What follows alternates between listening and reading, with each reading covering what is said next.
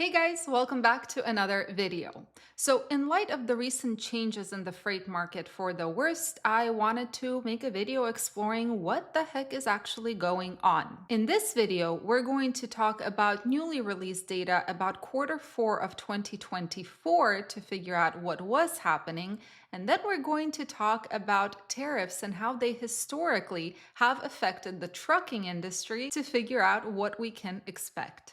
Ready? Let's go!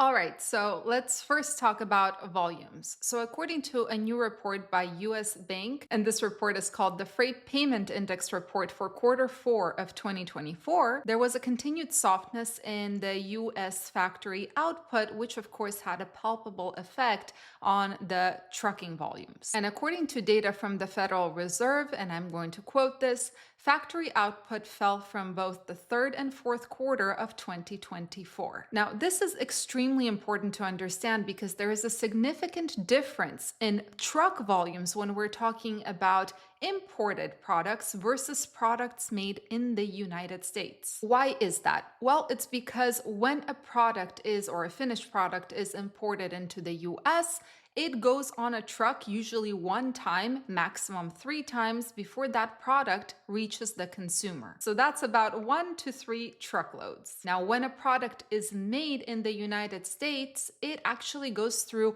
way more movements by truck. Raw materials, partially manufactured parts, final products, and so on and so forth. So when factory output within the United States falls, it has a much bigger effect on truckload volumes than if, for example, imports fell. And this is exactly what happened in Q4 of 2024. To be exact, and I'm going to read some numbers for you, shipments fell 4.7% from Q3 to Q4 of 2024 and 15.7% down from Q4 2023 to Q4 of 2024. All right, now let's talk about volume/capacity. And no, we're not going to talk about how the market has overcapacity because this is an ongoing fact that we have discussed many times over. Instead, let's talk about the expansion of private fleets, which actually have more an effect on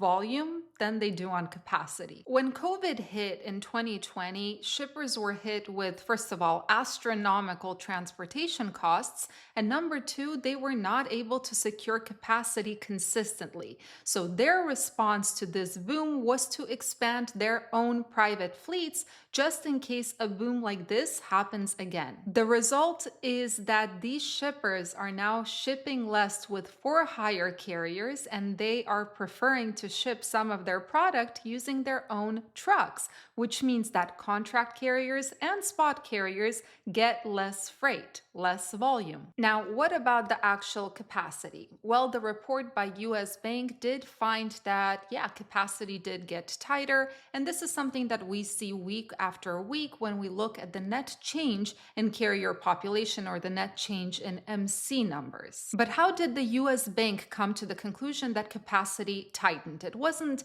by looking at the FMCSA data. No, instead they looked at how much did the volumes decrease by versus how much did the spending for that freight decrease by. And they found that the volumes, the amount of freight shipped, decreased more than the spending on that freight, which means, and I'm going to quote this, that spend per truck freight shipment was actually up. Okay, so from all this information, we can gather that the drop in volumes is actually where it's really at. But when trying to understand, well, what to expect in 2025? What about 2025? After reading through various articles and looking at what experts had to say about the current year, I came to one conclusion. Nobody knows. Everyone is speculating, and 2025 is a big fat question mark. However, today an article came out discussing how tariffs might have an effect on the trucking industry. And for this, I'm going to play the devil's advocate. On one hand, tariffs could be a push that would stimulate the US factory output. And as we have already talked about, when things are made in the United States, it requires more movements by trucks because all of those raw materials, all of those half-finished products, they're moved by trucks, much more than if a finished product is imported from overseas. And of course, more truck movement means that there is going to be more volume, which could increase rates. But on the other hand, tariffs are currently synonymous with the word uncertainty. No one really knows how consumers will react to these tariffs, how businesses will react to these tariffs, and what it means for the trucking industry. Now, one analyst told Overdrive that tariffs, or more specifically,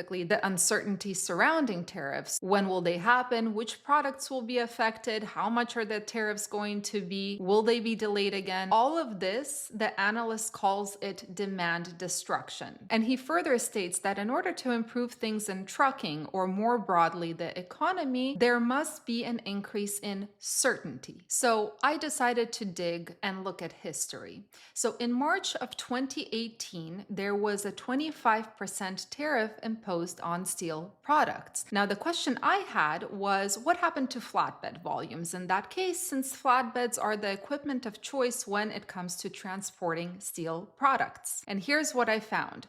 Initially, when these tariffs were announced, there was a surge in demand, and people rushed to import steel before these tariffs took effect. Now, this demand actually ended up being prevalent throughout 2018. And at the same time, domestic steel production also ramped up in response to these tariffs, which kept the flatbed volumes high. Now, to be more specific, from 2018 to 2019, the steel production in the US increased from 86.6 million metric tons to 87.8 million metric tons. Then comes 2019, and demand actually leveled off because manufacturers and construction businesses, they all rely heavily on steel, and they started seeing that their costs started going up. Then 2020 came with COVID, thank you very much, and of course the steel production dropped down to 73 million metric tons. And again, this is because of COVID. Now, 2021, when industry started to recover, steel production actually increased again, and it led to 13,720 additional truckloads of steel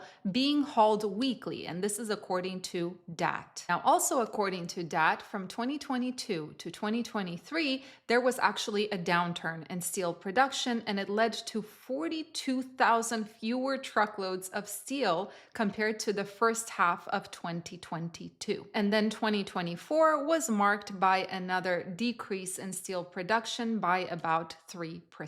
Now, considering the fact that I don't have experience in this industry in 2018, and I don't really have flatbed experience in 2019, 2020, 2021. We started flatbed recently. We started with reefers in 2019. I would be really curious to hear your thoughts, especially those flatbed carriers. How did those tariffs in 2018 affect the freight volumes? How did it affect the load boards? And in general, a question for everybody. What do you guys think tariffs will do? Will volumes go up? Will they go down? Will it be an increase in volume followed by a depression? Or on the contrary, vice versa, it's going to be a decrease in volumes, and then later on, we're going to see volumes boom again. I would love to hear your opinions on this, and I welcome all thoughts on this subject because I know there are going to be very differing opinions, and we learn from all of them. Anyway, guys, thank you so much for joining and watching today. I hope you have a fantastic rest of your Friday and weekend. Stay safe, stay healthy, and keep learning. See you in the next video.